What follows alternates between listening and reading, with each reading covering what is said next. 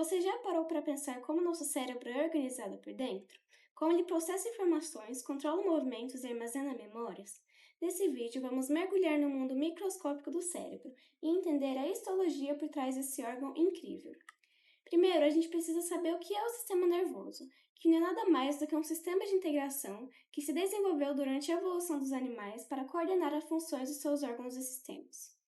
A composição do tecido nervoso ele é constituído por dois grupos de células, sendo os neurônios, que recebem e transmitem informações, e as células da neuroglia, ou glia, que dão suporte e proteção.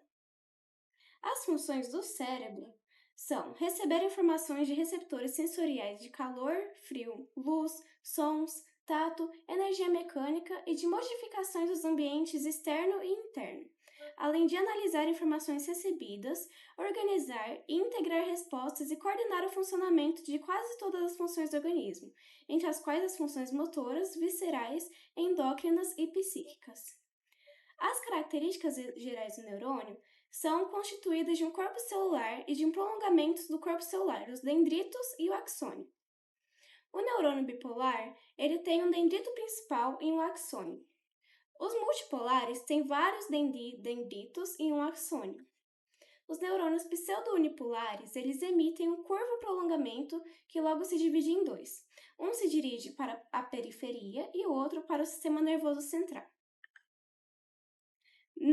Os neurônios anaxônicos, eles não têm o axônio, ou seu axônio não pode ser diferenciado dos dendritos. Aqui eu coloquei uma imagem do Junqueira e Carneiro, identificando quais são os três tipos de neurônios que a gente tem, além daqueles que eu citei. Agora para a histologia aplicada. A plasticidade neural, que é a capacidade do sistema nervoso de se adaptar e reorganizar durante o desenvolvimento embrionário, onde neurônios excedentes que não formaram sinapses adequadas são eliminados. Em adultos, após uma lesão do sistema nervoso central, os neurônios eles podem desenvolver novos prolongamentos e sinapses para substituir conexões perdidas, restabelecendo parcialmente as funções dos circuitos danificados. A neuroglia é um conjunto de células do tecido nervoso que desempenha funções de transporte, proteção, nutrição e regulação do ambiente para os neurônios. As células da neuroglia são responsáveis por nutrir o sistema nervoso. No cérebro, podemos encontrar as seguintes células: os astrócitos, os oligodendrócitos, as microglias e as células ependimárias. O que são os astrócitos? São as células da glia mais numerosas e de maior diversidade morfológica do sistema nervoso central. Eles possuem um núcleo grande ovoide claro e inúmeros prolongamentos citoplasmáticos que se irradiam em todas as direções, por isso o nome astro, ancorado aos neurônios, aos capilares sanguíneos e à pia máter. Suas funções principais são o suporte estrutural, a barreira hematocefálica, a nutrição dos neurônios, a reparação e a cicatrização. Aí temos os oligodendrócitos, que são células com poucos prolongamentos, e são responsáveis pela formação da bainha de mielina no sistema nervoso central. A mielina é uma bainha lipoproteica que envolve os axônios, permitindo a transmissão rápida e eficiente do impulso nervoso. Suas funções principais são a mielinização e o suporte metabólico aos axônios. A microglia são as células fagocitárias do sistema nervoso central e têm uma origem diferente das outras células glias. Enquanto os astrócitos, oligodendrócitos e células ependimárias se originam do ectoderma, a microglia origina-se do mesoderma, sendo, na verdade, macrófagos residentes do tecido nervoso. Suas principais funções são a defesa imunológica e a fagocitose. E temos as células ependimárias, que são células epiteliais cúbicas ou baixas que revestem os ventrículos cerebrais e o canal cerebral da medula espinhal. Formam uma camada chamada epêndima. Suas principais funções são o revestimento e a barreira, que formam uma barreira seletiva entre o parênquima neural e o líquido cefalorraquidiano, que são presentes nas cavidades ventriculares.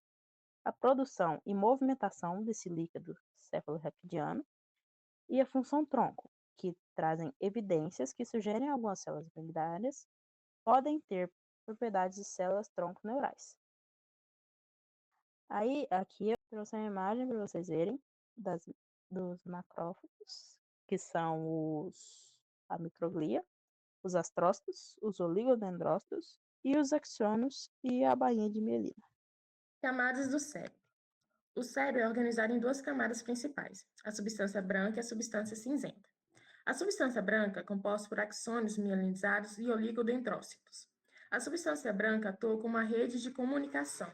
Sua função é transmitir impulsos nervosos rapidamente entre diferentes áreas do sistema nervoso, conectando região do cérebro e permitindo a coordenação de atividades. Sem a substância branca, o processamento de informações seria lento e desconexo.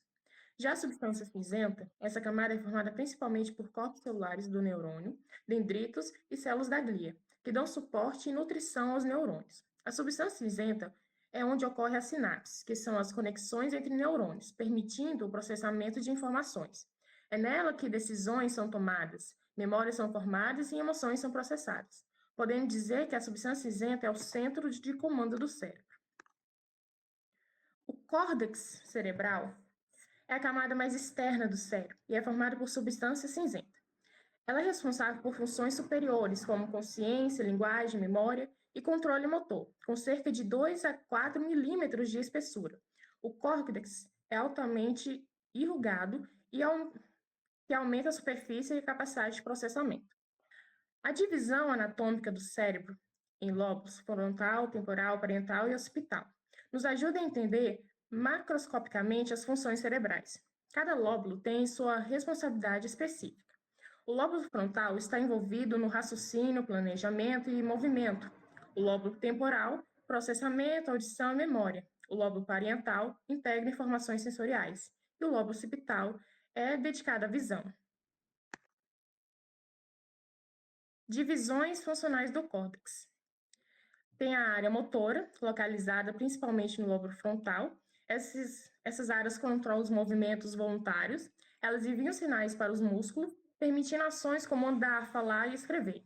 As áreas sensoriais, essas áreas interpretam estímulos sensoriais, como visão, no lóbulo occipital, audição, no lóbulo temporal e o tato, no lóbulo parietal. Elas transformam os sinais do ambiente em informações que o cérebro pode interpretar. Áreas associativas, presentes em todos os lobos, especialmente na frontal e no parietal. Essas áreas integram e processam informações complexas. Elas são fundamentais para o raciocínio, a tomada de decisão, a criatividade e a consciência. Sem essas áreas associativas, seriam incapazes de entender e planejar ou resolver problemas. O córtex cerebral é formado por 6 camadas histológicas, cada uma com tipos específicos de células e funções. A camada molecular contém poucas células e é responsável principalmente pela conexão entre os neurônios. A camada granular externa tem pequenos neurônios que fazem a comunicação entre áreas próximas do córtex. A camada piramidal externa contém neurônios piramidais, que enviam informações para outras partes do cérebro. A camada granular interna recebe informações de outras áreas do cérebro, principalmente do tálamo. A camada piramidal interna, ou área de Betz, contém grandes neurônios que controlam os movimentos voluntários. A camada multiforme conecta o córtex a outras regiões mais profundas do sistema nervoso. A barreira hematoencefálica é uma proteção natural entre o sangue e o cérebro. Sua função principal é controlar o que entra e o que sai do sistema nervoso, impedindo a passagem de toxinas e micro-organismos. É como um filtro biológico, que deixa passar nutrientes e oxigênio, mas bloqueia substâncias perigosas. Quando ela é danificada, seja por infecções, tumores ou traumatismo cerebral, o cérebro pode ficar vulnerável. Aqui temos um caso clínico em que a área de Betz foi afetada. A área de Betz, como dito anteriormente, é a região do cérebro que controla os movimentos voluntários. Se ocorrer um AVC nessa área, o paciente pode ter paralisia de um lado do corpo, hemiparesia contralateral. Isso acontece porque os neurônios motores controlam o lado oposto do corpo, ou seja, o lado esquerdo do cérebro comanda o lado direito e vice-versa.